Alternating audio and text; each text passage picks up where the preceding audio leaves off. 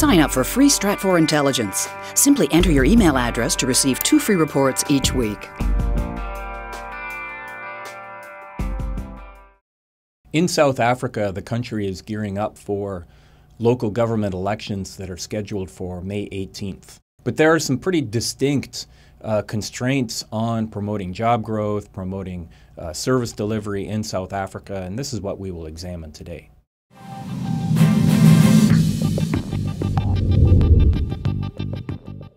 In South Africa, the dominant political party is the African National Congress, or ANC. And it rules not only the presidency with Jacob Zuma at its head, but it rules 8 of the 9 country's provinces and majority of the country's main cities. The Zuma government has promised delivering 5 million new jobs, has really campaigned hard to bring about better service delivery in South Africa, and that's another way of saying delivering public infrastructure such as schools and roads, water and electricity. But the challenges facing the South African government are quite deep. In terms of unemployment, the country faces a rate of 25%. But when you include members of the South African population who have dropped out of the economy, that rate rises to 40%. The South African economy, traditionally, going back decades, was powered by 2 sectors in particular, the mining and agriculture areas.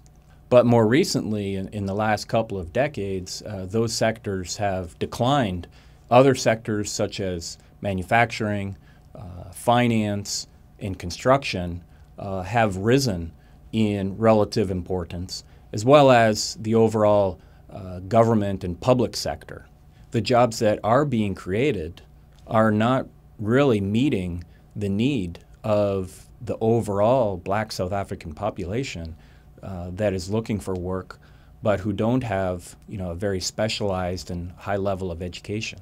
So the ANC government faces some very difficult policy choices of how to promote economic development for its economy that can compete globally, but as well trying to comply with the interests and the demands of its majority population at home, its political base, that is not interested in global competition, but is interested in water and electricity, decent housing, and this population that is undereducated is just looking for an ordinary job.